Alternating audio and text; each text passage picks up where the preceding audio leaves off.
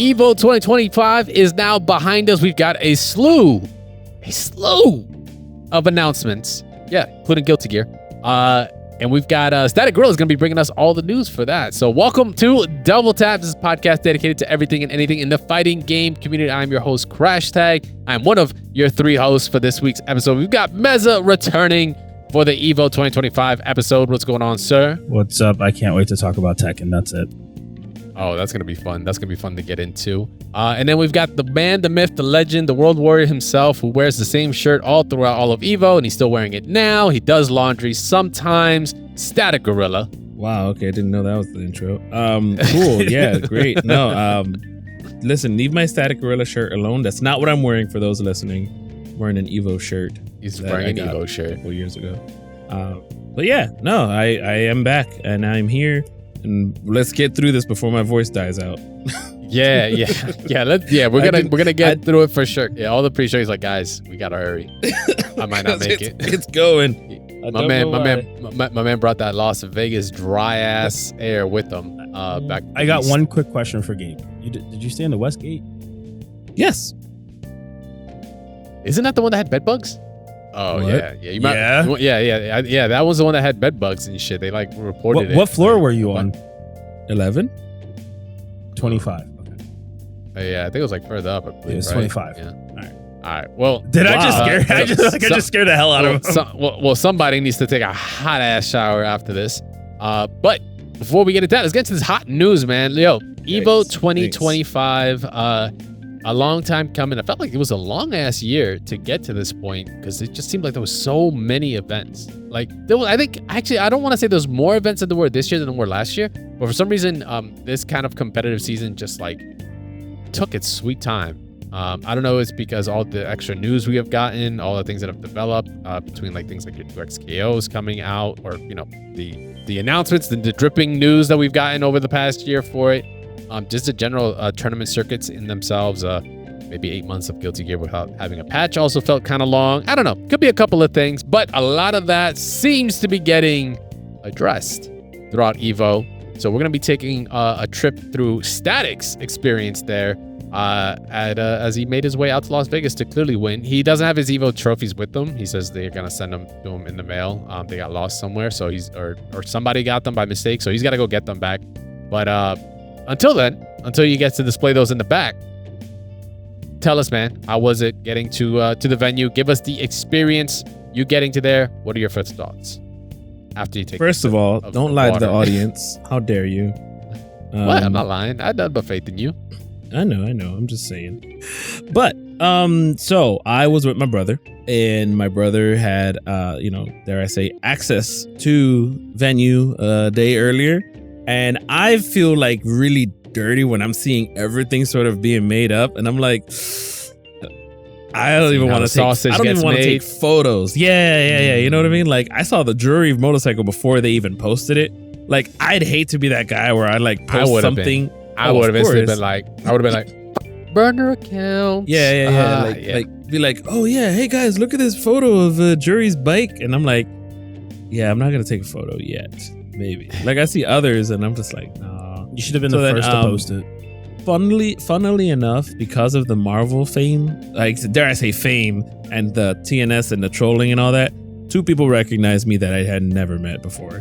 One was the guy who I beat the week before, and another guy is just an OG Marvel player. So this was at the this is the West Hall Las Vegas Convention Center. It is an area which is huge. You've probably seen all the pictures of like that big area with the escalator that has all of the big screen on it. And like, a lot of LED screens all over. Huge, right? That's kind of what you're paying for if you're paying for that like convention center fee. But no, it's as big as it was last year. There was like the Crunchyroll stuff over there. Like, as you enter, it's like a lot of the Evo stuff, Evo Museum.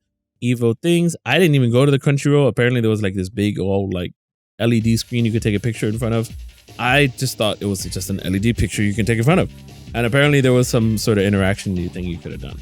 There was also the Evo Museum, which I spent a lot of time in because there was a Daigo parry station. Granted, there were also all of the arcade sticks there, but the Daigo parry station which was basically online edition on a CRT, and they had the replicas of the arcade sticks that Daigo used and Justin used. And I tried it about 7 times. I failed. I got as far as the uppercut, man. Oh, and you know what's funny? On the uppercut part. Yeah, everybody's like super impressed at the parry. I'm like, guys, the combo is the hardest part. Like, it actually is. It really it's parry to neutral jump, coming down, roundhouse, like air heavy kick, roundhouse. You got to do it deep. Crouching fierce. Crouching medium kick. Crouching medium kick. Medium fireball. Uppercut. No fireball. Oh, medium uppercut. Medium DP. No fireball. Okay. Into super. Dude, I've been playing Third Strike. That combo is not easy. People think, I do agree with Gable. So I got as far as the DP, and like every time I went back to try it throughout the entire weekend, everybody's always impressed by that. Like the one dude was like, I was like giving myself like, let me do 15 tries. And the one dude was like, oh no, he almost got it. Every time he messes up the parry, that doesn't count. Like if he does the parry, that counts. I'm like, geez, dude, like don't gas me up here. They're putting you up, man. They're gassing you up, dog. You're doing something a lot of those guys wish they could do. So many people were like just doing one parry, and I'm just like, no, we got this. Yo, randoms gassing people up is sick. You gotta accept it. Come on. So that's what you're there for. So, but that's that, and then the rest of the museum is like definitely like old pictures. Some of the stuff I like that they improved upon the museum, and like they're different like icons of each like different game that's a main game there. They actually made it make more sense, not just a walkthrough of photos and without explanation. But yeah, there were those are the type of booths. They have the AT&T booths where you can view the shows. The White Claw, the Tokon was definitely right there next to Arxis, which Arxis was right pretty much at the start. Like you couldn't miss them. They were the start. Basically I mean, it makes sense. They kind of had like the hottest thing available for the event at that time anyway. So on the walk-in, it's like to the right is the Crunchyroll, Arxis, and then to the left is Fatal Fury, and then Capcom, and then to the right after that, next to Capcom is the Artist Alley as well. So Artist Alley I thought it was near the back. Like I was pissed. I'm like, yo, why is it in the back where the arcade that I missed last year was? But it necessarily wasn't, because it was right next to Capcom and right next to Arxis, right next to where people want to play. And also Grand Blue Side Games was in the back there as well. Okay. But like it's right next to where people want to try Sagat, people want to try Tokon, people want to try see the Jury Bike, all of that. Yeah. Because I remember that was like a big complaint. Was it last year where it wasn't near enough people? Like, was it last year? Or maybe last year it was in front of too much traffic. Yeah, foot traffic. Is it? There was too much foot traffic because it was also, dare I say, parallel to the way to get to the pools. So like, and too much traffic is a problem. I would think it'd be great. It's too crowded though. People couldn't actually stand near stalls and actually look at what they want. Oh, gotcha. Okay. So people this was better. Oh, this was overall better. This was much better because it was walking traffic towards like maybe to the bathroom. Or maybe going to get waters and stuff. So, or going to the BYOC. But again, the traffic was, you can go through traffic and not have to see any tables. But if you actually wanted to go like parallel, it was much better traffic wise. Okay, good. So I took a little while with that. But then, of course, to the left there is a Voodoo Ranger. I don't know what they do. But they have but whatever the other parts, like the arcade part of them, they have everything. They have I don't know where they're getting all their arcades from, but I want to say most of the floor before you get to the pools was arcade, and I think that was freaking fantastic. What's that? Game Saru, I believe. Shout out to Game Saru if I got your name right. He is that's the company that primarily like supplies a lot of the arcades for events, and not just things like Evo, but like things like MagFest and all that. They do a lot of it. They have a lot of inventory. To put in perspective, that's who I bought the Theater Rhythm cab from. For Christie. Like they're the ones that source everything straight from Japan. Like those guys are so well connected, but they're like really in the scene like that. So games are like, if there's cabs 9 times out of 10, they're probably supplying. Shout out to those guys. It was good. I was just gonna say, I'll definitely say, because I've gone to MagFest, all their stuff is super clean. So it's all well maintained. They do great stuff. I haven't been since it was Tokyo Arcade. Oh wow. Yeah, that was a minute ago. Yeah, so that was 2017, I want to say. But this year, like you could tell, this is all right. This is the arcade area. This is where I'll be. Like it wasn't hidden anywhere. Like everything I felt like was visible this year. Okay. But then towards the back was still 2XKO. Like you couldn't miss it. Had plenty of stuff. Chipotle was also there, which was kind of missable. But like even Invincible had their thing right there by the pools. And then what was that? What else did I miss? Like there was apparel stuff in between and even more artwork. Everything was pretty much visible, which was fantastic. Like I didn't miss out, I don't feel like, on anything other than maybe, I don't know, because there wasn't a screen at the this is something I might get into the gripes about, but there wasn't a screen throughout the entire venue if you wanted to watch what was on the main screen as well. So that's something I feel like can be improved upon when I'm talking about just the venue in and of itself. Pools wise, there's everywhere. There's a PS5 everywhere. Like sea of PS5s.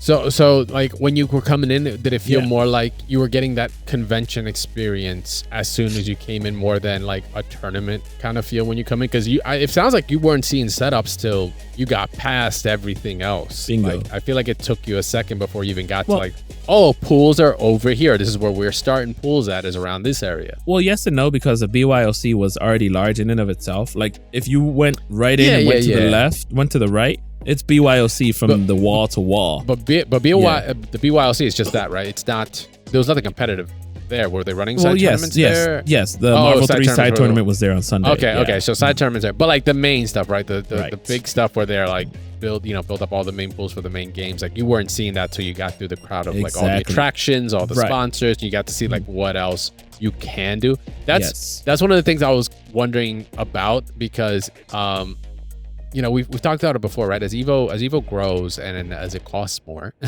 as well, it's kind of tied to it. Especially when you don't give you guys a Chipotle 50% off until the end. We talked about that last episode. You have to make up that value somehow to people, because players will go and it's like fucking whatever. There's setups, we're gonna play, right? Like we're not gonna complain. We're gonna be like, well, where's food? Where's this? Where's that? The usual kicks, right, that we need. But like to attract, players alone, it was like 14,000 registered, for the event, total. Just a bit lower, a bit lower or something like that, and some change. And you're gonna have a bunch of spectators too, that are gonna come by. They need to be doing something. You can only watch so many matches, especially at the beginning, right? Pools and shit, like cool, maybe you're with the homies, you're gonna be like watching over the shoulder, like, oh, okay, and like try to coach them on the side. That's about it. But you can only do that for so long, right? You gotta have something of value for the money you're putting in, especially with those spectators. So like my big thing was like, all right, did they structure it more that way? It seemed like they pointed it more towards the direction of like, hey, come in and like, yo, look at all this cool shit. But also, if you are a player, by the way, your battle stations are back here. So that's cool now. But it was even better this year. You know why? Because they, instead of separating it like they did last year with a big old screen in the middle and like a command center behind a curtain. It was last year. It was sort of like a big old square that was separating the pools from all the convention. Instead, they took that completely out and put that on a wall where Side Games was, between Side Games and 2XKO. And that screen was being used for all the all the extended lineup games were being showcased on that wall. Okay. Now, granted, the only thing separating the pools from the conventions floor was 2XKO, Chipotle, Invincible, and the command center. So everything was visible from there all the way to the end curtain where the main arena is. Do you feel like that flows better though? Because it seems like the previous years have been a little bit more structured to like kind of focus on artists and then players and then some subset for companies. I felt like it worked more because it felt fluid. It all was connected. Like there was no like separation, so to speak. Kind of wanted to go back and forth, like kind of like your grandma's like, stop going in and out of the house, and you're just kind of doing that. It felt all on one floor. Yeah. Okay. Yeah, that's good. Finally, for once.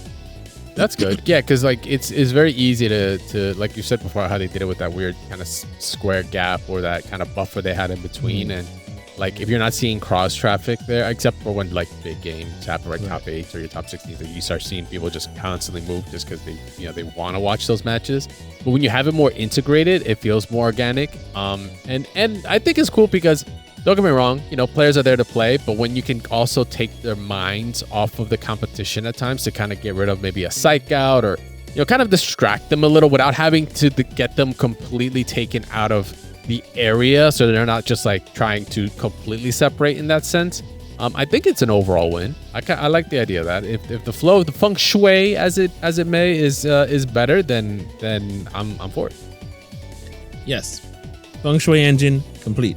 Also, engine was good. I didn't notice until I think it was Saturday or Friday when I looked at the floor plan or the menu, all of that they changed the arena from the rectangle that it was before to a different rectangle. Like it was, they changed the wall. So before you would walk into the venue and it was on the back wall. So basically imagine the entire floor and it's on the back wall and then it's extended to the bleachers and all of that.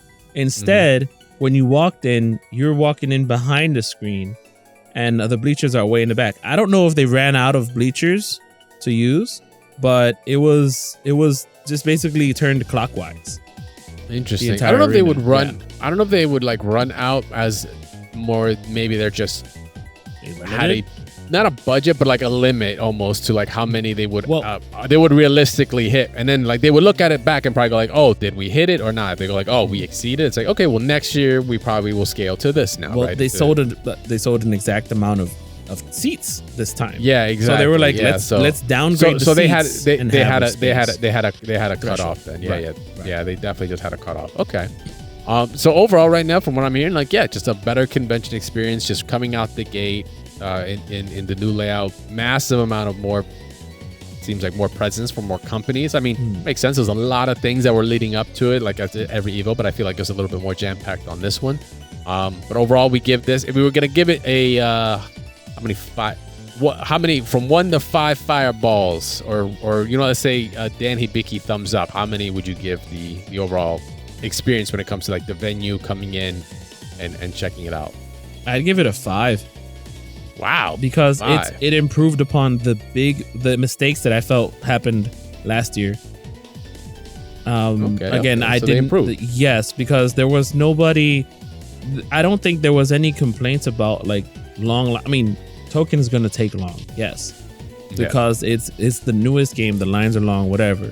But there was nothing that I would see where it's a problem of getting into the venue. Or I didn't. Again, everything was sort of intentional, and if you already had a plan beforehand of what you wanted to do, you could. Because last year, everybody had a plan to go in those finals room, but it was all blocked off. Yeah. And now you want to be intentional about it, you can. If you want to watch Maximilian, you can. You want to watch Stadium Slam or the other streamers that are watching there, you can do that as well. I didn't because I was tethered to my brother, but that's okay. I was helping him out, but that's why I said, okay, 4.5. It's still 5, but then again, the artist didn't have anything they could watch unless you were at a specific part. Hey, well, you're there to do one thing. You're there to sell. Yeah, art. You're there to sell. You ain't watching anything. No, you better watch that crowd. My brother made some bank, and people were satisfied. Good. People, they like their characters. They have a specific desire of how they want to see their character, and my brother would draw it, and They loved it. What can I say? I'm not trying to toot his own horn, but what I'm saying is I've been there. I've been there. But what I'm trying to say is people know what they want when they go to Artist Alley, and y'all are willing to spend. That's crazy. Me, I'm sort of I don't know. I'm just sort of maybe. But then, you got this in the size of a stamp. It's kind of big. I need a stamp. My budget is about stamp size. I need this illustration. The thing is, people were spending. Even the guy next to us was like, "Yo, people are spending in this economy." And San Diego Comic-Con was last week. That was the crazy part. San Diego Comic-Con was right there, 3 hours away last week. That is true. So for instance, for people to just go ham, more power to y'all. hey, baby, doom spending. World's gonna end anyway. Motherfuckers gonna just empty their wallet regardless. I will say, you said it was a 4.5 for you, and I don't know. Me and okay, Dre 4.7. No. Me and Dre weren't there, right? So like, if you realistically look at it, I have to say, compared to last year, I was like, man, I did not care last year. I was like, let me just watch top 8 and be done, right? I still did watch top 8, but everything I was seeing you guys do, I was like, man, FOMO's really kicking in, and I have never had this feeling. Like, I actually wanted to be there. Bit. Yeah. No. There were times I was like, oh yeah, I would have been in there. I'd say I wish I had. I felt. Oh god, this is gonna sound so sad, but there were times where I wish I was also with the boys and with the homies and all that. So like, just so I can be like reflect off on it more. Now I'm not saying that I can't reflect that off of my brother sometimes, but like, I can't have the same type of conversation that I would have with like Omega Nitro or Holland, known as Holland, or with yourself, Meza, that I can have with my brother about certain like fighting games and about certain moments. But like, I honestly want to say I didn't have much interest in the top 8s. Not because there weren't any. I mean, sometimes it's because if your homie's in there, cool. Or if somebody you know is in there, is cool. But like, I kind of expected the outcomes, maybe because I don't want to say I'm burnt out about it, but it's just like, I'll catch it later. I know how to catch them later. And I actually you've seen enough of it. Yeah, and I actually kind of do prefer watching them in like multi-streams at home rather than watching it in person, because you're like, man, I got to wait for ads, I got to wait for this, and I got to wait for... Marvel 2 was hard to watch, man. Okay, I didn't. I was like, I'll catch it on the rewind. We'll get into the viewing experience, but we're gonna be taking a quick break, guys. When we get back, we've got some poll results to get into. Then Gabe's gonna start jumping into some of his tournament experience, back to 4.5 and such. 4.5 for experience. We'll be right back, right after this. All right, from the walking in experience to the dreaded pools, to everyone fighting for those Chipotle cards to get themselves out. We are back from break, and Static is going to get into his experience actually competing at Evo 2025. But before we do, we got some poll results to get into. We asked you guys last episode, do you think, because right there's a big thing with Evo right now. We get 3 this year. It's the first time ever. We get Japan, Evo Prime, aka Vegas, and we get Nice, whatever you want to call it, up in France. So we got 3 going on. We got obviously Singapore next year, and maybe then some, right? On top of that, and the brand is expanding. The brand is becoming a true World Warrior type of event where certain scenes get more players to come by, get to be opportunities to have that Evo experience, hopefully, in other countries, other areas.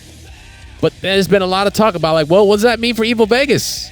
The original Battle at the Bay, the OG, where stories, literally like legends, come from. Not to say they don't come from Evo Japan as well, but there's way more history in the one in Vegas. So we asked you guys, do you think Evo Las Vegas is still the World Championships for fighting games? You guys hit us back. We had either forever the championship, the choices were that, no, or maybe an Evo Champ tournament is needed. We came to the glaring results of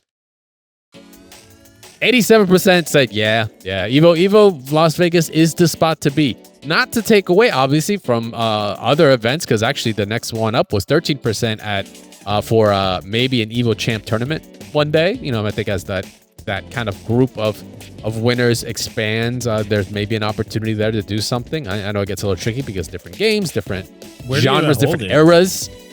Yeah, where would you hold it to? I mean, ironically, maybe you just hold it in the Bermuda Triangle. I don't know, somewhere in the center of the world, out in the sea.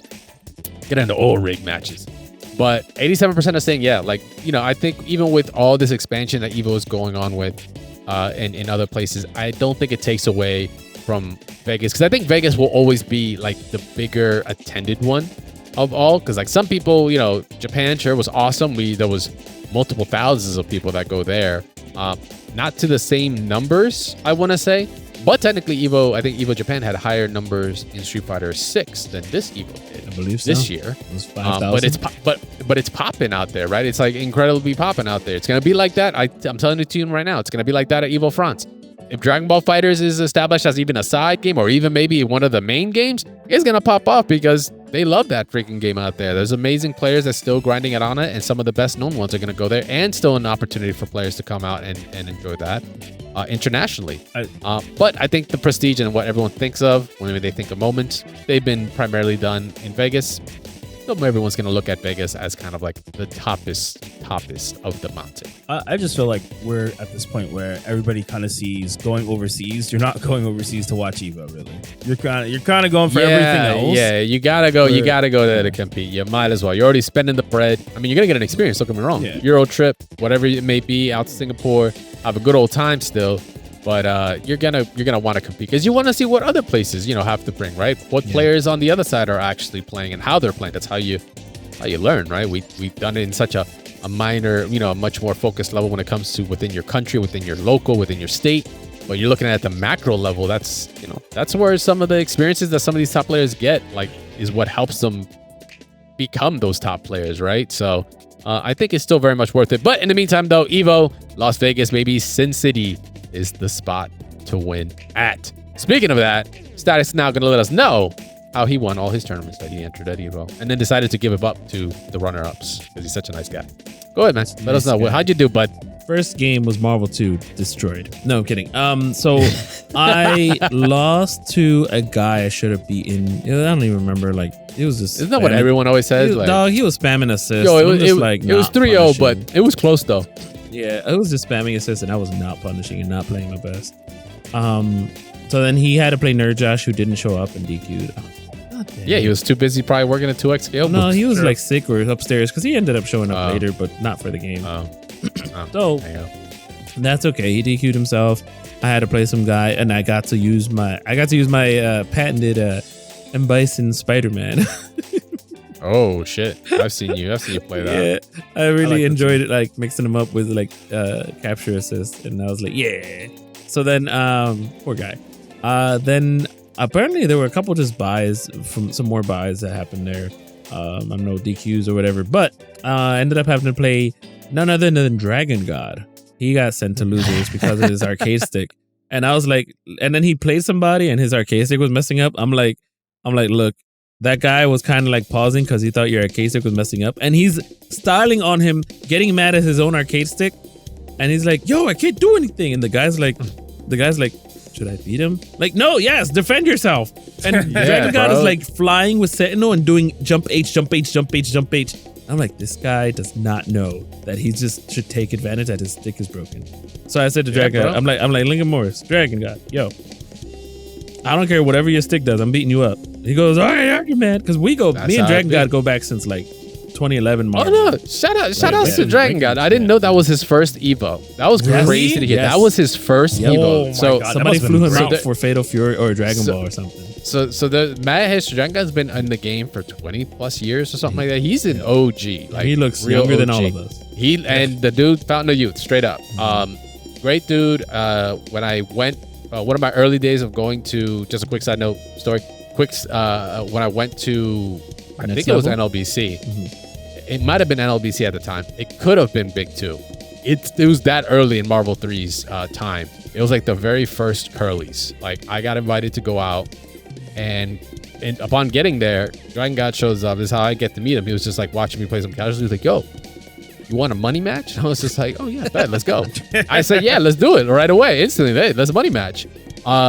He gets me on the 1st to 3, but I didn't know how many we were gonna play to. Actually, that was never established. I assumed maybe it was gonna be a 1st to 3 because it's Marvel. I'm like, Marvel, we go 1st to 3, not 1st to 2. It's Marvel 3. So yeah, it gets to 2, and I was like, all right, cool. I was down 1-2, and he goes oh no, we'll do 1st to 3. I was like, all right, bet. I wreck him to the 1st 3 at that point. I was like, all right, cool, we're back. He gave you the number. And I beat him. Huh? He gave you the number. That's what it was. He was like, you're like, I don't know what we're playing to, bro. I'm still in casual mode. Yeah. What are we playing to, right? And then, but then I ended up beating him. But I didn't take his money though. Cause I was like, yeah, we didn't say, what we were playing for. So it's I'm not gonna take your money. He's going, oh, good though.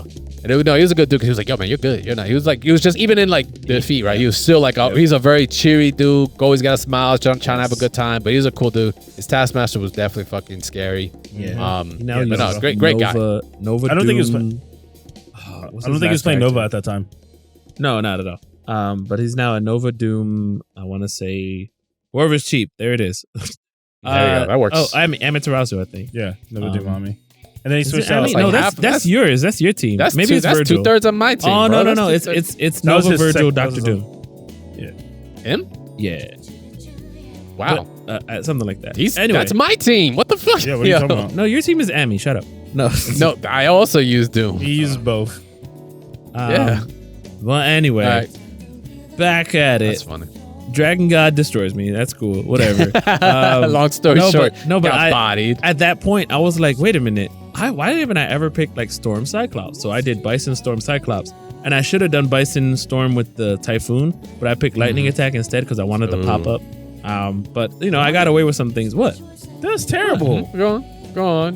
What? The Lightning We're Attack? not here to judge. Lightning We're not Attack here has to really judge. good it's like has a heavy block stun.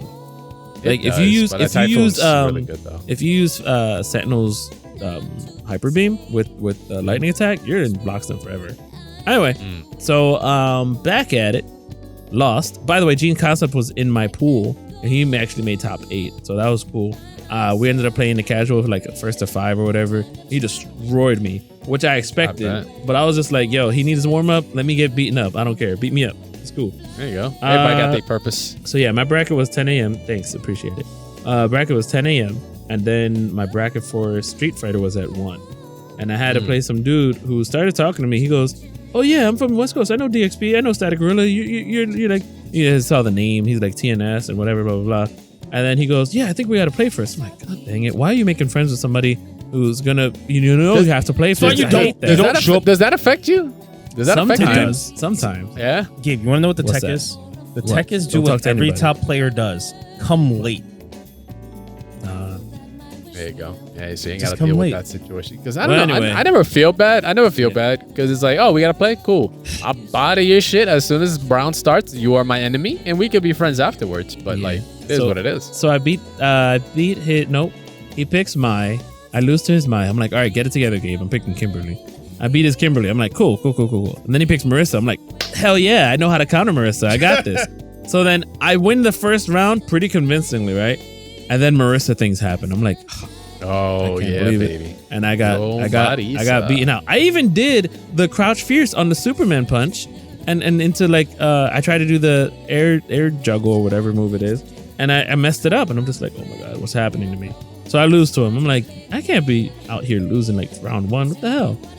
So then I had to play some Rashid player, who like I almost lost to just because Rashid thinks. I was like, this is happening. It's I'm dying.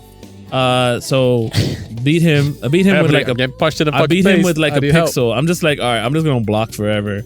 And then I had to fight a modern Zangief, and I'm like, dear that's God, scary. yeah, I'm like, dear God, things are happening, things are moving.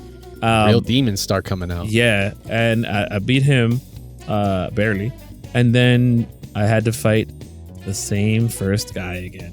I got double jeopardy. Oh, right? you got double jeopardy on round 1? So ready? He picks Marissa. He beats me. I beat Marissa. He switches to Mai. I lose straight to Mai. I'm like, God, you did this. You really like went from one character to the other. So I technically beat both characters and still lost. Yep. It's awful. It'd be that way, dog. It'd be Gotta win the that war, way. not the set, man. Yeah, exactly, man. You gotta win the mind But games. we had a pretty fun pool. Like I remember going to the other side of the pool and talking to a friend of mine, Cha Cha Z.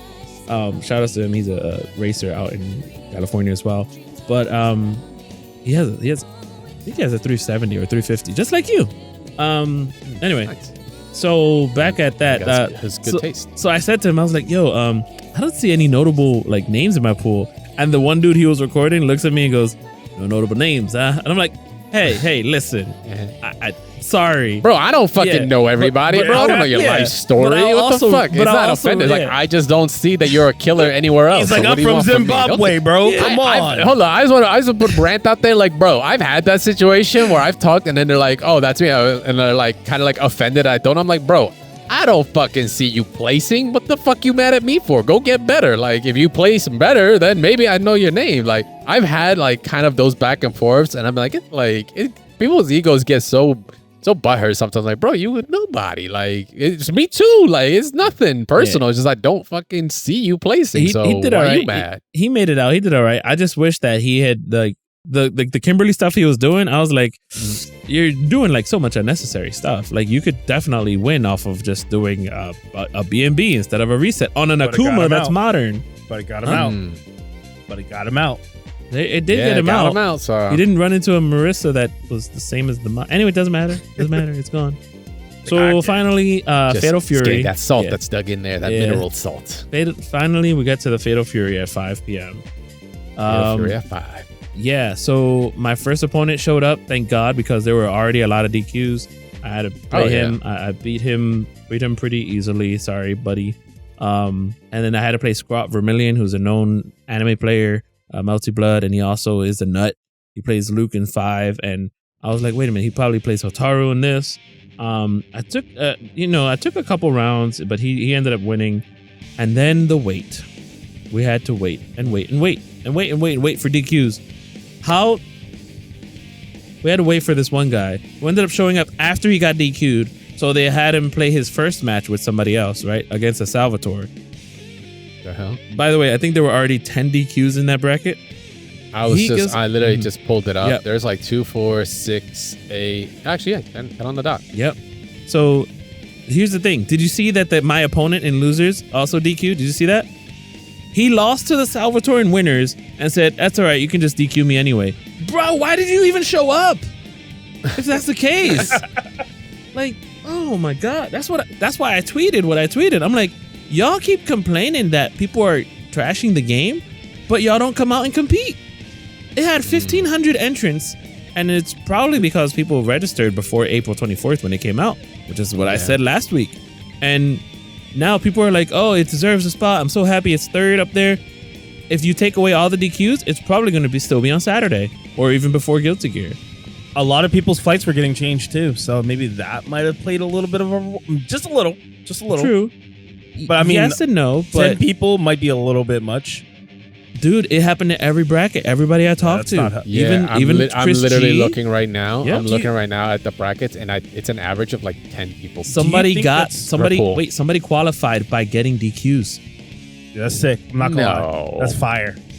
I mean, don't get me wrong. I'll be like, yo, I'm so nice. Top 128.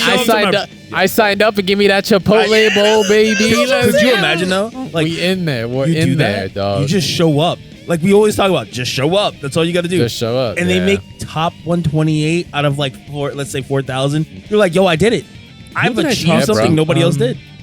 I don't know who I talked to. I forgot who it was. Hilarious. But their first opponent, apparently it was DQ all the way up, and he goes, yeah, I haven't played since the game came out. Oh no, he didn't even say the game. He said the beta. Damn. Somebody told me that their opponent their opponent I'm fucking up my local seeding bracket on Start GG, baby. Yeah, they're gonna put me out first seed every time. He told me, what was it? I don't remember who I was talking to. It was probably, I don't know, I'm not gonna guess.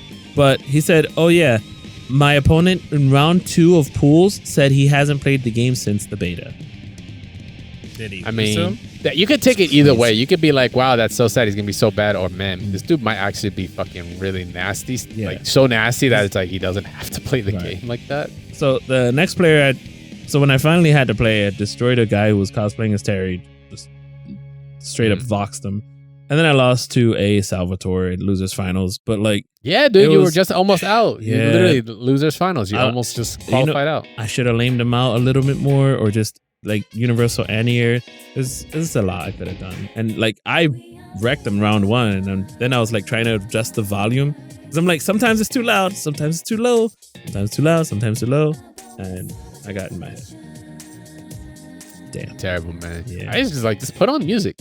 Yeah. Can you guys play with music? Like, I don't have to hear the game. I feel like sometimes hearing the game like doesn't work for me, and I could just like zone out and be better focused when I'm just listening to music and I'm just like looking. Yeah, I don't know where I saw it, but I think it was, I don't know if it was for stream rules that you had, if you wanted to hear your own stuff, you had to put the headphones over your ears. Over your ears, yeah. So you had to have like in-ears. So Goichi, I think, did that for EWC, where he had to put usually, you have to put in-ears on top.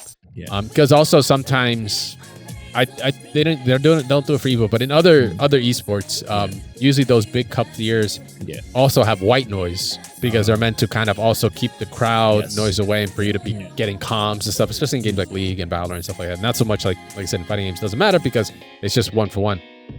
Might change with games like 2XKO now that I think about it, because maybe you want to you want to talk to your teammate. So there might be a world where you might do headphones with in-ears inside to like one play the game and the other to actually have comms and white noise on, so you can just like be like, hey, tag me and tag now, right? Like, oh shit, I just thought about that. Yeah, that's gonna be good to go over. I did think that was one of the things I talked about when I was thinking about the assist. Is it assist? No, not. What's the one fuse? It's not. What's the one Juggernaut? Where it's just one character, right? Oh, it's just one and character. Is it that one that you can and you can assist, or your friend? No, Juggernaut is the one character, but then it's there is the one that is like your what is it? Point assist, or when you're just point where it's like one character stays up front and you only just assist and you never get tagged in. And I was thinking that could be a coaching one. You know what I mean? Like that's a coaching fuse, so that's pretty cool. Yeah. Just so you know, go on before you go on. I personally actually like to hear the sound of the game. It makes me focus more on the sounds and tune more in. Hence why I hate playing Marvel 3 without headphones, because I think it's stupid.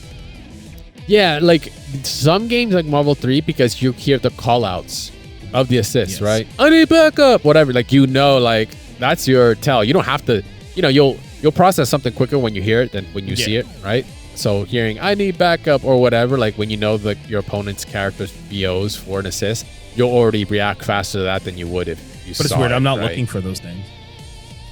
It's just like no, of course not. You're hearing it. I'm hearing it, but like I'm not looking for it, right? Like I'm just I don't know. I just play a lot of games like that, and I tend to like focus more when I don't have outside entities, and I just hear the game and I hear the sounds, and then I start listening to what people do, right? It's funny for me. It's the opposite. I tune it out because it makes me look at my opponent more and go like try to read like what they're doing to be like, oh, okay, you're gonna go for this now. Like right, like are you gonna? Especially when it comes to bursting, like in Guilty Gear, like if I'm like literally not paying attention to the sounds, and I like as soon as I'm doing a combo or whatever, I'm not hearing the combo, like the actual impacts. And then as soon as I see like the character do a motion that I don't recognize, I'm like, oh, that's a burst. Like just cancel or jump cancel. That's my secret game. That's why I tend to burst bait quite a lot. Because I tend to focus. Music just makes me feel like I'm playing to a rhythm, and then I start playing flow chart.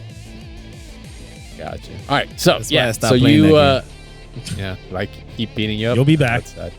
You'll be Daruino making it so far, bro. I was gonna say that should have put the battery in your back. I didn't take a photo with my favorite. Okay. Oh, you did? Oh, you did. You did. Yeah, you did. Yeah, good man. Good man. You got to meet your hero. And then you look at him and be like, I'm sorry, I'm a disappointment. I stopped caring. And then he'll look at you and be like, don't you ever play her again. About the jacket. That'd be fucked. Yeah, that'd be fucked up if he tells you that. Like he goes like, don't play her again. Yeah, damn. You don't deserve. You're not a fan. I didn't watch him in top 8. Is that my fault? Yes. That's terrible. That's terrible. So I didn't play anything else other than Marvel 3. And by the way, it's awful losing on Friday and having nothing much to do on Saturday, other than the entire convention. You got a whole floor. convention. Yeah, let's say we just talked about it. You got a whole ass convention. Yeah, you got 2 days to mourn. Exactly. So, you got food, alcohol, and salt to have. I don't know about food because the food that's a gripe. The food is way too expensive, my dude. Okay, we'll get to that. But okay, so a little cut short. Sunday I did play Marvel 3. I went like 1 and 2. I had a buy. Thank you, Tong. Appreciate it. I had a buy. I had to fight some dude named 10,000 Bees. Not the bees. 13,000 Bees. Beat him. Lost to Jeopardy. Zero Nova. What does he use, Meza? Zero Nova. Who goes really well with Zero? I don't know. Dante. Iron Man. Iron Man. Any other brothers? Iron Man. I think he's a known Iron Man player. Yeah. And then I lost to some dude named Sauce Boss who used Team Darkstalkers. It was Felicia Morgan Shenko. Yeah. Wow. So he would build enough meter with using Felicia and then tag it, swap Shenko in, and swap her back out, and have the ultimate assist, and then use Morgan to just fireball. It was rough, but then what's good is that Boog, I lost 3-1. Boog right next to me destroyed him 3-0. I was like, Like, you got revenge. Yeah. It always feels good too when someone in your area is like, "Yo, I got you." Oh, I was so happy I didn't have to play Bug. I didn't want to see him kill. That'd be weird. Yeah, Book always a threat. He almost beat Dead X Pride too, but he did beat Leon Ultimate, which was cool. I forget. Book's Delaware, right? Yes. Yeah, he's Delaware. Yeah, Rickwell as well. Rickwell, I think, went 3-2 in his bracket. I really want Rickwell to win for his first Evo too, like to do well. And no Chipotle card for him. You know who came out the woodwork? Who? Demon Hio. Yeah, I saw that. Oh yeah, I was kind of mad I didn't go now. Yes, I Demon saw that. Hio. Yeah, shout out to Hio. He got, if you want to look his Star GG up, he got to losers round 2 in Marvel 2. He lost to GLB in the first round of round 2. So I think I don't know who he lost to in winners. He said it was a nobody, but he said the stick wasn't feeling good. He doesn't like how the game feels. A lot of people actually don't like how the game feels. A lot of OGs. Well, I mean, that's how you're gonna. What you're gonna do when it comes to HD? It's gonna be weird. It's gonna be a little different. Especially Did he play if, anything else? No, that's it. I mean, granted, he used to play Street Fighter 4. He used to play Marvel 3. Fun fact, Chun-Li, he was one of the early Chunners that like people were like, "Yo, this character might actually be kind of ridiculous." Before your Ryan LVs or whoever that like rocked it like that, like it was Hio. Hio has, I think, even before Ray Ray, I think. Hio was the original Chun-Li. Him and Lud. Lud was also the but Lud plays Chunners in everything. But like, Lud, there's Lud a Chun-Li. We already know Lud's gonna be a problem. Yeah, Lud was Chun-Li, Felicia, and Storm. Yeah. But yeah, that was that. Yeah, Hio also, fun fact, has I think the fastest Marvel 3 match of all time. Him and Noel Brown. I think like if there's a Guinness Book of World Records, he's got it because he just destroyed Noel, and it's like a 3-minute video. Not even, maybe less. Yes, at a Summer Jam or NEC at the Holiday Inn, which is now Xfinity Live Casino. There, that's a fun fact.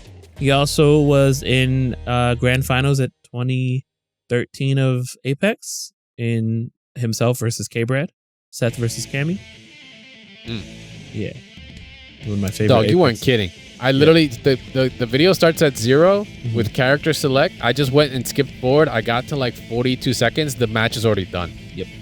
Like, what just happened? All right. Anyway, small tangent aside. Sorry. Fun fact: Demon Heel, by the way, if you haven't known, if you are a newer listener or newer player, has one of the very few perfects in Marvel 2 of all time. For him versus Dark Prince, you can go ahead and watch that video.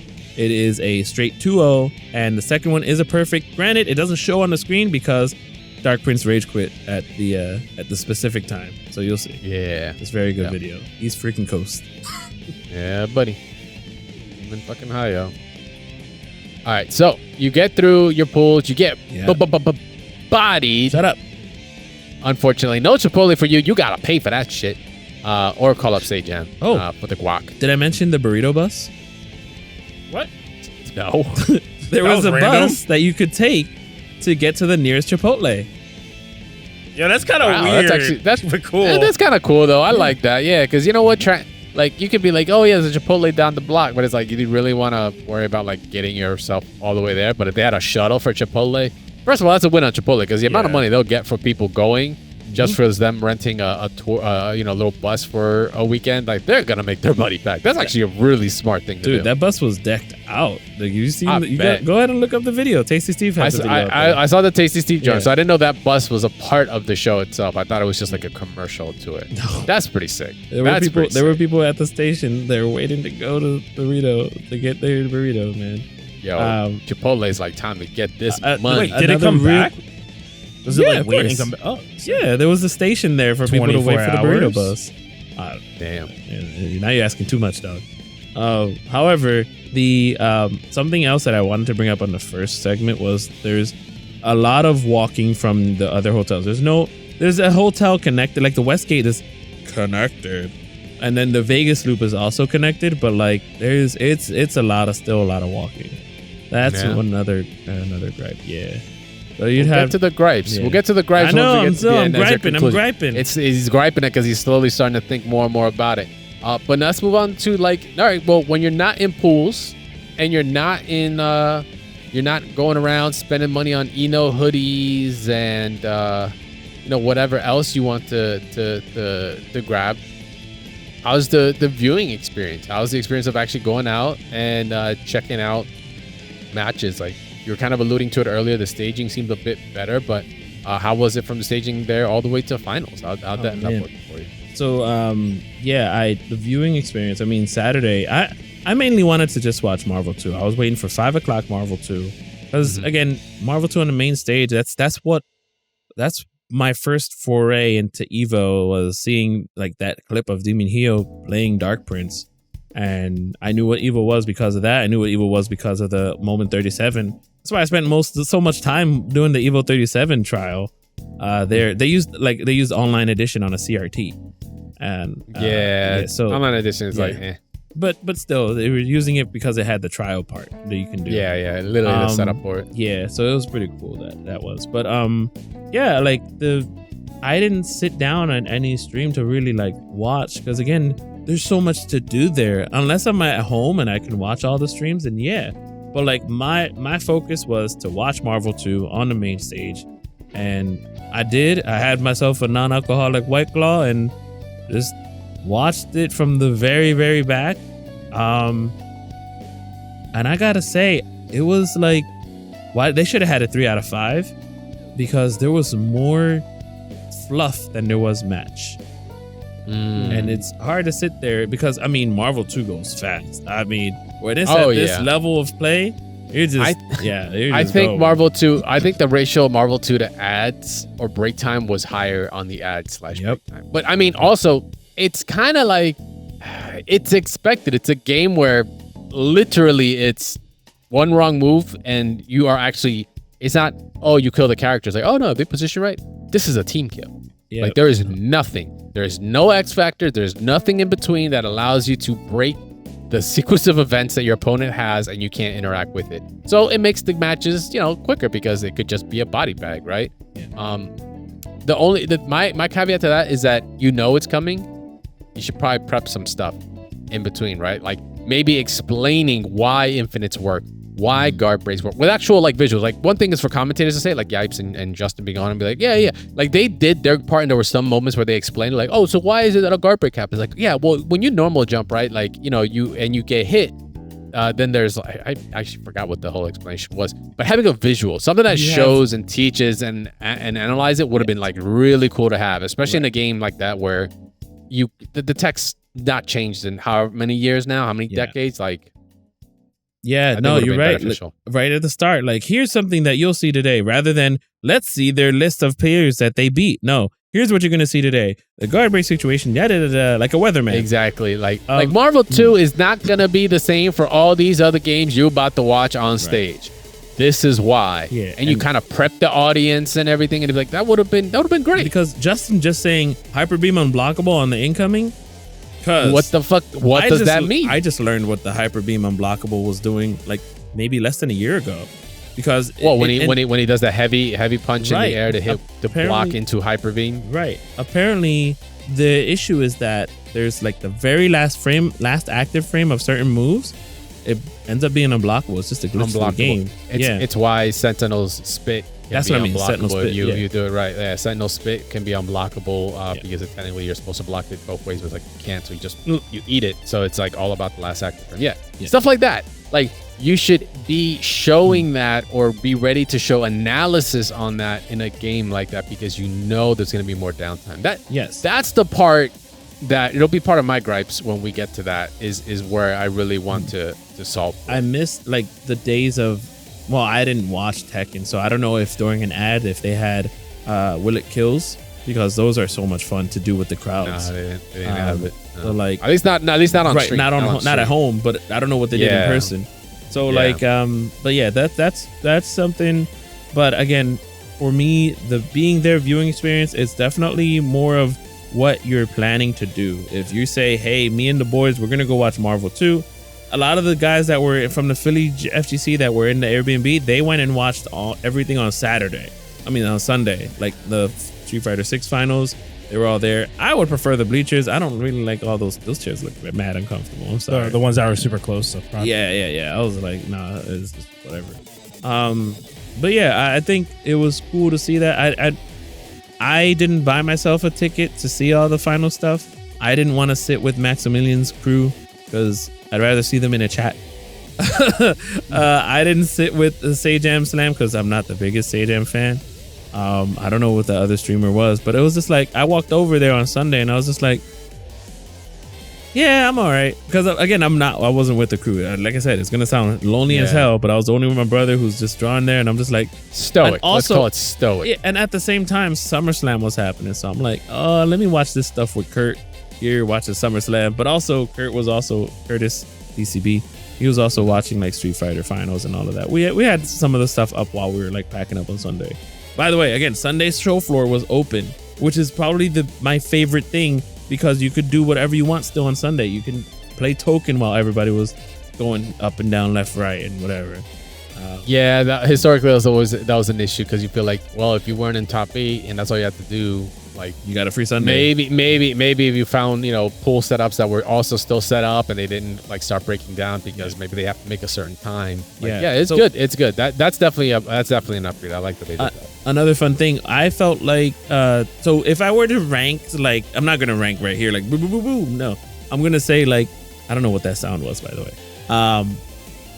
Like certain booths had a lot more interactivity to do, and that's one thing that I really liked about 2XKO's booth versus some other years. Like they had like a scavenger hunt throughout the entire place. I'm like watching like people do this stamp in the Evo Museum. Oh yeah, and I'm like, what are y'all stamping? So like, it was an event experience itself, like like actual interactive experience within the event that you got. Right, they had this. If you're watching from home, here you go. You had this thing here, and you get all the stamps throughout the place. You got 2XKO, and there's like a big old map of like different stuff to do. Is that where the map? Okay, I saw them post up this illustration on Twitter. I was like, yo, that's sick as hell. I guess that was part of the scavenger hunt, huh? Right? Or just ideas of it. But like, and then they had everything in the back, everything in the front, and it's just really cool. I thought it was just a map until I was like, wait, there's a scavenger hunt, and then I checked under my brother's desk where I had left this, and I'm like, oh, and then you could get free swag, which I got a windbreaker. Heck yeah, thank you to XKO, and I got socks.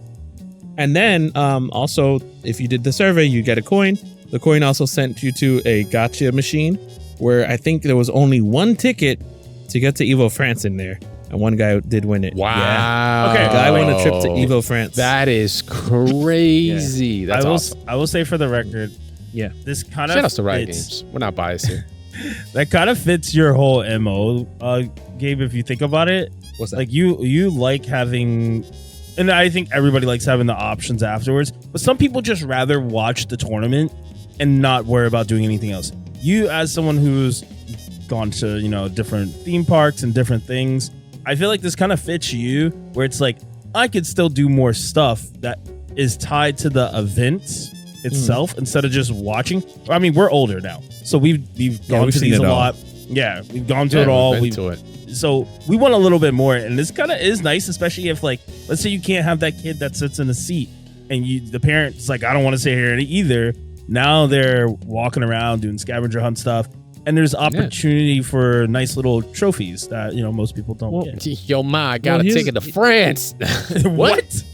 Yeah. Well, here's the thing. Really? Get back here. It depends on how much investment you have. Like, for instance, Street Fighter, I didn't have much investment because, well, there wasn't any American in there either. Like, I'd like to cheer for the American in the, not saying like that, spoiler alert, so who won. I want to be very clear. Great, but what's up? Go ahead. Want to be clear. Usually by the time you hit top 16, top 8, patriotism tends to really kick in for people in fighting games. Like you go for like, oh yeah, this guy. Yeah, then he's doing good. By the time top 16 happens, like, yo, how many guys from my area are in there? Like, right. 3? Yeah. That's who I want to win. Like instantly you're like, it's against the world. Like it's nothing malicious. It's just, I don't know. It's around that time is like people, I've seen the flip, like literally go like, oh, he qualified top 16. Yeah, he gonna win. He's perfect locked in, example. Right? Like, if Chris G or Marco Yurikov actually made top 8 in City of the Wolves, I would have bought a ticket and been in there yelling my butt off.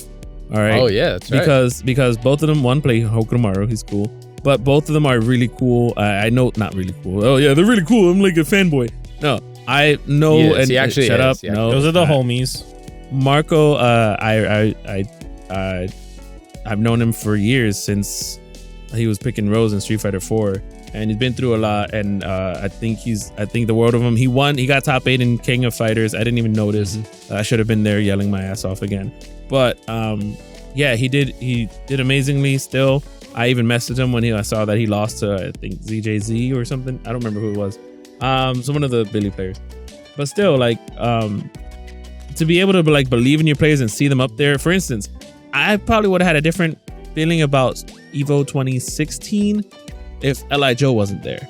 L.I. Joe being there was like the hypest moment there for that finals. 2017, if Punk wasn't in those finals and Tokido and F Champ weren't there, like that Tokido F Champ match I still talk about to this day because people were able to see Dawson at the highest level. And like other ones, like seeing Problem X finally get that win in 2018, and Dragon Ball. We don't talk about Dragon Ball, but the Dragon Ball freaking the icing, basically. The icing moment was great seeing that in person. Like there are moments that I can remember there because I had that investment on those. This year I wasn't too invested in when I saw the top 8s. I mean, Tekken I've kind of dried out on when I see like Arsenal and Ash doing well because I'm like, oh, that's kind of expected. But like I still enjoy watching Tekken 7 more than 8. I got that's fair. I understand why. But man, Chicken was going off, bro. That's all I'm gonna say. Oh, okay. Yeah. You enjoyed what you saw. And Mughal. Let us know. So Chicken and Mughal were my ones to win. Sisters making it to grand finals, kind of dope. I'm not gonna lie. Specific intros for grand finals is still a win. I got hyped for just seeing that because I'm like, yeah, there we go. Like this. That is only a situation that happens if all these occurrences went down and these players pick these characters and we get this dope ass introduction to the grand finals. That was hype. You didn't even get that. That's why I want special intros in more fucking games because that already sets a precedent. Oh, so like we talking about like okay. I was just gonna say we didn't even get that at first. You know that. Remember. We got the stupid mirror match first. Yeah, I know. But I'm saying when they started seeing, I was like, all right, cool. Oh, like the Anna Nina stuff? Yeah, that's pretty cool. Yeah. Exactly. But anyway, so besides that, on the viewing experience and all, you got to also, there was a bunch of announcements that went down, right? We're just gonna quickly, I know it's gonna sound weird to say quickly glance over them. It's because there was so much that got announced that we're actually gonna be doing some additional content past this episode to kind of cover it all because there's just a whole lot. And Static, of course, being the content lover that he is, went ahead and actually got to go to different booths, got to check out and talk to some devs, got to play some of the games that got announced that people are getting their first impressions on, like Marvel Dokkan and all, right? 2XKO and then some. So we're actually gonna do a lot of that content outside of this episode, so make sure to stay tuned on the YouTubes at DoubleTapFGC. We're gonna be posting up when that content comes out on some bonus rounds. We're gonna break down on things. We got some footage as well, some venue footage as well to kind of show off some of these matches that you're gonna be talking about and some of these experiences. But we're gonna be taking a quick break, guys. When we get back, we're gonna see the conclusion to the experience of Evo 2025 with the gripes that have been poking out throughout this whole episode and see what could be better on the following year. So go anywhere. We'll be right back. All right, we got through the good. I don't say the bad. I think it's been the good, but there is some ugly to get into, or maybe some things that we need to get fixing up here for Evo 2025's experience, brought to you by StaticGorilla. Oh, hi. This guy. So, all right, man. So you've gotten through, you've done your tournament runs. Yep. You've gotten to check out the experience of the different vendors, companies that came out to show off. Like I said, you got to definitely play some games. You got to show off some great skills and some new stuff that's coming through. But it could always be better, right? It could always be better. What are the gripes? What do you think Evo 2026 should be fixing for you? Let us know. I feel as though everywhere in the venue should have a view of the main stage. A view of the program monitor somewhere, just yes. Even if it's just a TV somewhere, now, like a 50-inch somewhere that you can at least walk by and be like, oh. Now, don't get me wrong. The AT&T booth had it there. They had the lounge where you could sit back and watch. By the end of the night, or by the I think it was Sunday, the White Claw venue, the White Claw spot had the TVs on the stream, which is good, cool. The Evo Museum had whatever was on main stage because it's Evo, of course. But again, those are your isolated, very isolated parts of the venue that had them. Not even the side stage, which had the extended lineup. that didn't even have grand final stuff on it. Yeah, once King of Fighters was over, you would think, hey, let's change this to grand final. Nothing.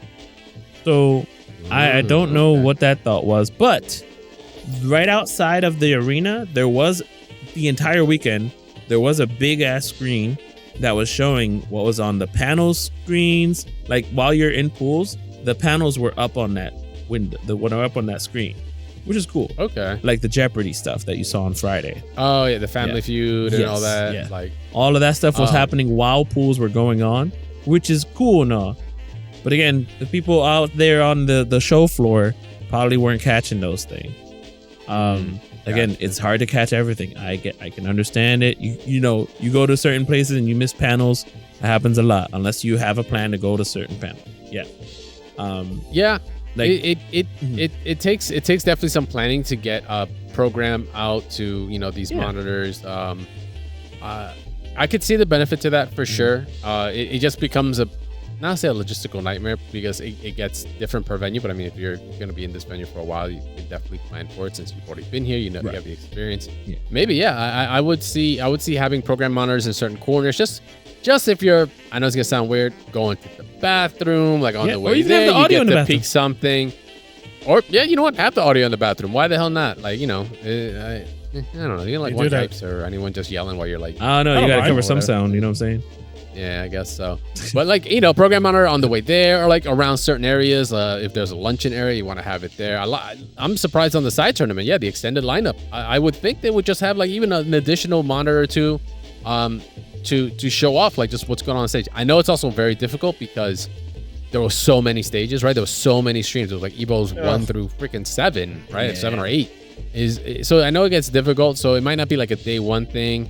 Maybe by day 2, like end of day 2, you start bringing it in. Definitely on a Sunday, you should see it more often. But at least having an option to show it off in certain areas, maybe, you know, helping attract, like, say if you're in the Arc Systems kind of booth area, maybe you see the Guilty Gear or, you know, the unis or whatever. Like those streams are more common to be in that place because that's the kind of the audience that you would see around there to check out that product, right? Like I think that would be a better look. Chipotle had the lounge, so that Chipotle also had 2XKO cabs that had the lounge there. And they had like Chipotle specific cabs. I saw that. That's kind of cool. Yeah, and you could also see the different, you know, you could watch from there as well. They had monitors for that as well. So that's pretty cool. I'm just saying, from where I was, maybe I'm just sour, but also the Artist Alley didn't have a view of the finals, which was happening. Yeah, I think that'd be great. I think that'd be great to have artists to have like at least an area to kind of peek in because like we were kind of joking around earlier. You're there to sell. You're there for business, but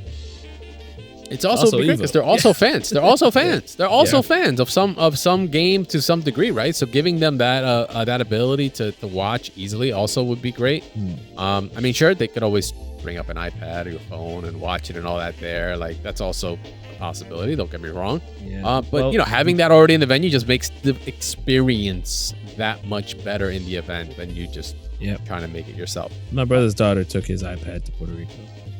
See, plus that, some people got fucking kids, man. You can't even watch shit. You're like, fuck, my data's capped. I can't do this. I actually found something very interesting on the Spectator side.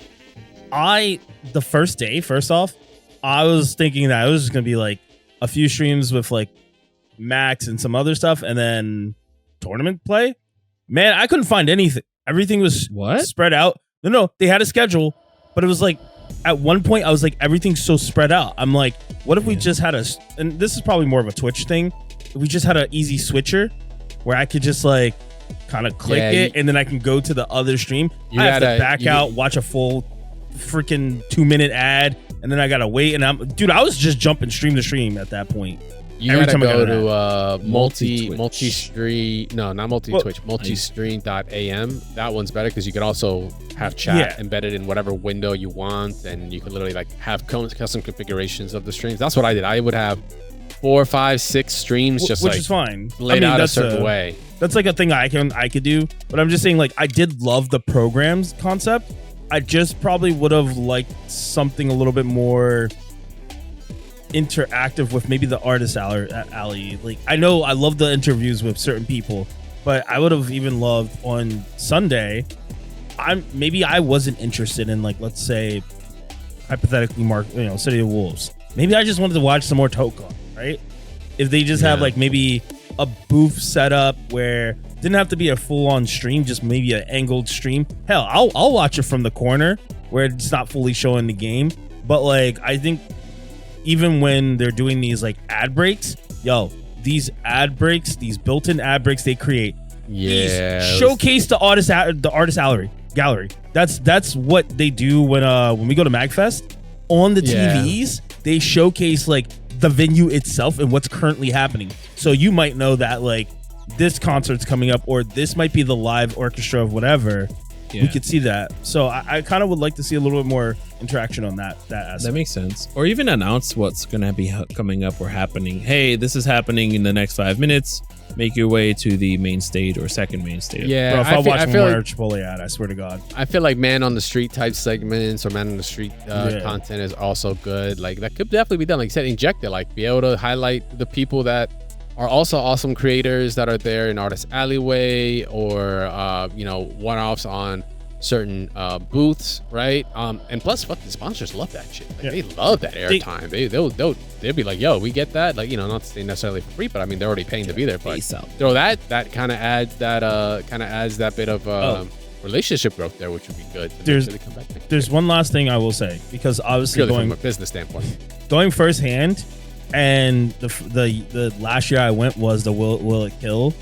I think that was last year, 2019. No, that was the second to last year that I went. The Will It Kill stuff, fun in person. Oh yeah. But like at some point, I don't want to watch Justin do rock paper scissors with random people.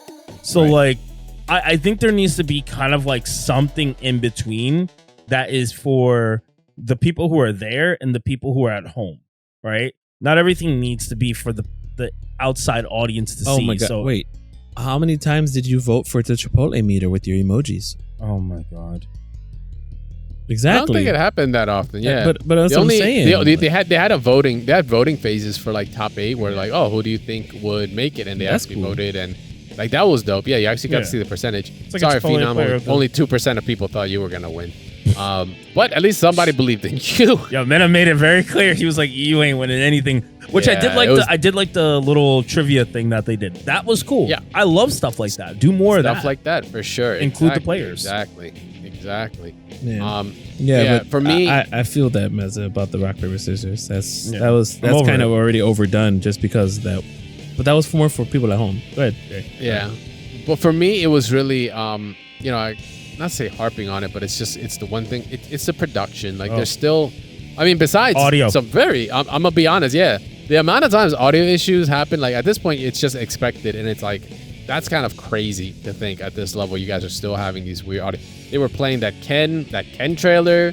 Had horrible audio when they first dropped that during the announcements. That's why they had to redo the announcement during that. Like it was like, oh, check this out, and it's like you slightly heard Ken theme here, and all you heard was me on the right side of your ear. I was just like, what the fuck is going on here? And like the Twitch chat is like, yo, my ears, what the fuck? And they had to like make it fade to black, come back to like a venue shot, static venue shot, then do whatever they had to fix. But like this was like a minute or so, and then it's like, then play it.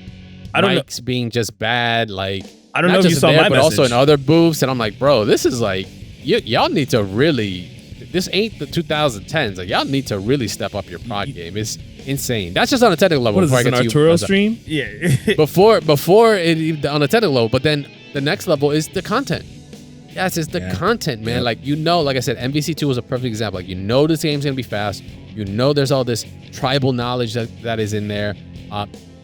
Might not call it tribal knowledge, but like unless you know, right? That kind of deal. There's a lot of people that are gonna watch. Like, it'd be great if you could build build the bridge through that knowledge gap there. You can do it very quickly. You don't have to go super, super in depth, but it's enough to be like, yo, what are the most common things we're about to see in this game? Unblockables, guard breaks, this and that. Like, why does that happen, right? Like, shit like that for people will be great. Something that I want to bring up is like, for instance, I was hearing when I was watching Marvel 2, Justin was like, oh yeah, how many times we're going to see Clockwork hit the wall? And I'm like, hit the wall? Oh, because he's trying to input teleport and back, and quarter circle back punch is to the wall. I know that because I play Strider since I was a kid. nobody else is gonna really know if they don't main Strider. Like, what are we talking about here? What is Clockwork's idea? What is he trying to do when he's one of my favorite things about Marvel 2 is why are they changing characters at the start of the screen? Why is Psylocke first, but they always go to Magneto? Like, explain that or even just team composition. Right. You're gonna see a certain theme of teams. Why this team versus this team? Right. Why is this team good? Why is this team Clockwork called Team Clockwork? We're like, oh, because he made it. I'm like, okay, but what did he make? And why is it called that? What's so unique about it? Or even explain to the complainers in the comments why these characters are top 4. Not just show, but explain, because it's always like, oh, I would see the same 4 characters. But why is Psylocke good but bad? You know what I mean? I think people forget why that is Captain Commando Captain Suckass, right? Why is he called that? I think when people are at that high level and they're on the stage, they forget to teach, right? But they assume. That's why James Chen is great. Yo, I kid you not. I instantly messaged the chat to Dre the moment I heard Jadalyn come on and audio was pure dog shit. Yeah. And I was like, what are we doing? Like, you have mics for L.I. Joe and Sam, but then I'm like, okay, well, we're hands-free now, which I think we should just be hands-free at this point. Like 90% of the time. Mics is fine. Yeah. And then I'm just like listening to her walk through this place. I'm like, you have everything else perfect, but her audio herself. Like oh my God, it was making me so mad. And I was like, the people who are going to be put fucking mics on them, bro. Set them up properly. Like, audio dictates video. Your video could look great, but if your audio is garbage, the whole reason. They weren't even great on that either. Because there was one point where Sam and L.I. Joe are like, yeah, we're going to go over to Jadalyn. And they're just standing there. Bro, I was like, switch it. It was the most awkward game. I don't know. You definitely could have catch. They were like, yeah, we're going to go to this other person. And just Joe and I think it was actually Persia, actually, right? Yeah, It was just like, I call it shit, like, and they're like this. They're just standing there. They're like, like, where's the for like 15, 20 seconds. I'm like, so you're like waiting for the transition. I'm like, bro, what is going on here? Like, just go. What's going on? It's like that Maximilian meme where it's like you're waiting for your opponent to hard tag in Dragon Ball, and you got to crouch fear. You're ready to crouch H. Yeah. And never comes. Yeah. That shit is okay in a regional. That shit is even okay, sometimes acceptable at like a mistake for like the highest of like not catching the camera on something that you should have been a little bit faster on. But bro, this is high production. And I think it's been irking me a lot because I've been going to concerts and different shit. And I've been hearing audio just sucks lately for some reason. But this, look, I'm not trying to bash them, but from a viewer standpoint, those were bad moments. Watching, you're gonna remember that. You're gonna remember how are they fucking this up? I did see that Spooky was working on Maximilian's stream to make sure that was good. So I'm not trying to say that was Spooky. Bad. Hold up. Well, but Spooky is Spooky, and Spooky will do well. It wasn't his fault. No, Spooky is usually the one who's running the mainstream. Like, he runs the main stage at Combo Breaker, which I don't think Combo Breaker had any hiccups to my knowledge. I mean, no, I don't think so. It's like it's all about being detail oriented, and like this is just easy ways to kind of tell where something just gets slipped. I mean, also at the same time, sometimes shit happens. It's a live broadcast. That's understandable, but you usually are meant to do everything you can to prevent it. It's like feels like it's very common. It's like, and it shouldn't feel that way. Max's stream was perfectly fine having that issue because he said we got the audio from them, they gave us the audio, and we had some back verbiage. At least he explained it because it's a stream. You could get away with that. You can't get away with that when you're setting up an actual this event to this when you're event. The main production, you're building up video village and stuff. I mean, besides that, which is always my gripe, because I think the stage was like, I like the idea of stage off stage matches. Like, they were able to keep uptime on matches. Where they would, I don't know if it was every stage, but I know in like certain games, your main stage, your actual setup there, and then they had like a table off of the side of the stage where they would just do the pan zoom into it, which I thought was kind of fucking awkward. I'm not gonna lie. At this point, bro, like, either give me 2 setups. Either give me 2 setups, or give me a proper camera setup for them, because it's so weird because they're like so far away, so the camera always has to do the pan zoom. And like, it's funny because like the players kind of like know when they're finally gonna get started, because like you see one of them kind of eyeing the camera like, oh, am I on? Because the screen's there, so they're like, am I on program? Am I up? Oh, okay, they're coming to us. Cool. It was kind of awkward. But do you think at least new it's venue- one step, like a half step towards the direction. I want to see it for pools.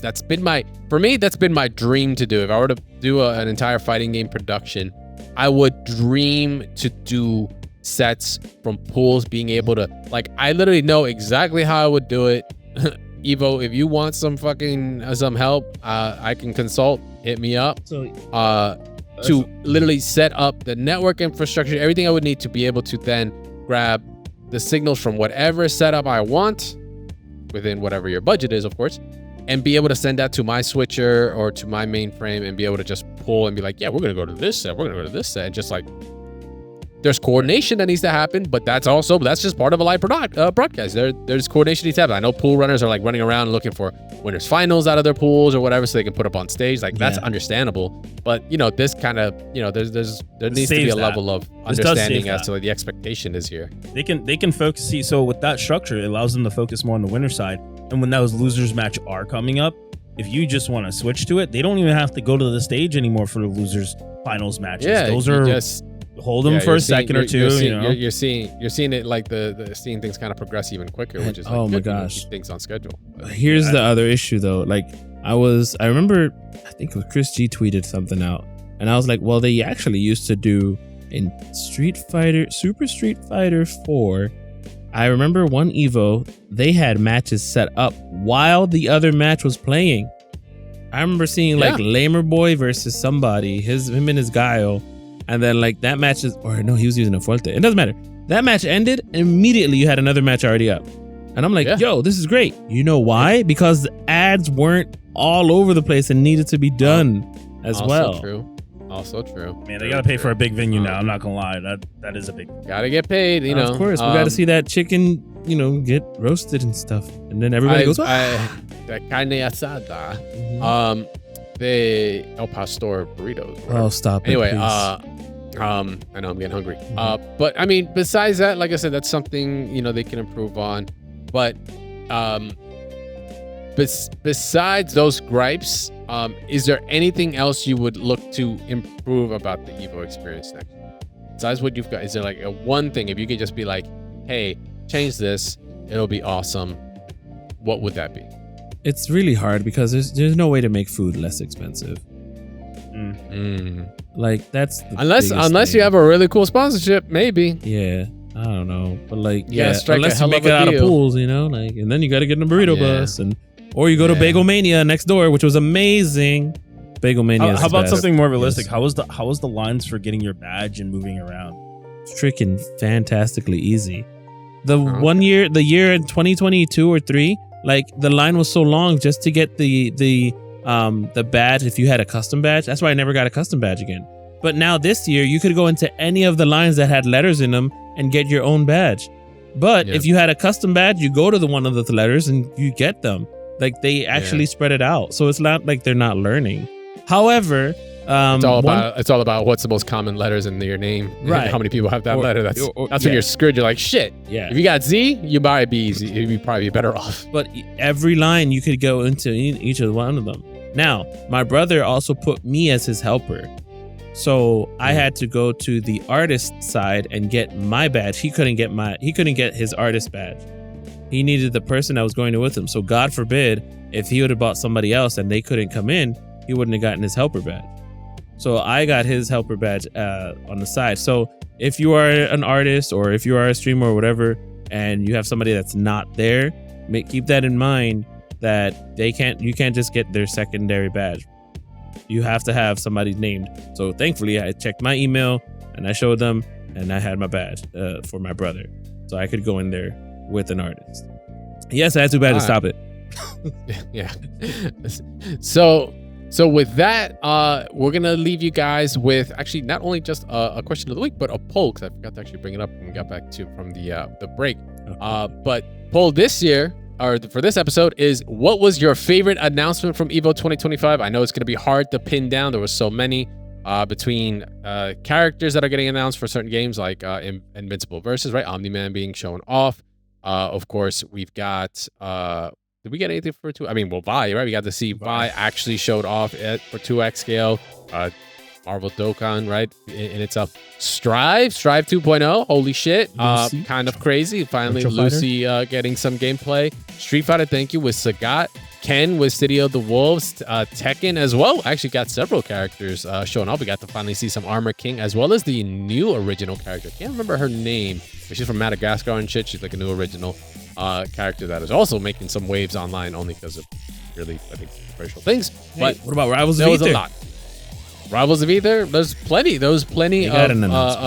Umbral Core as well. Got to show off. I don't know about announced, but I definitely got to show off like their other character in there. Umbral Core, a really cool, unique gothic fighting game. I'm sure if you saw a picture, you'd see it. It was definitely making its rounds. But that got its way into Evo and made some announcements. Got people to play their scythe wielding character, Succubus character that they have there. I can't remember her name. Don't forget the most important one.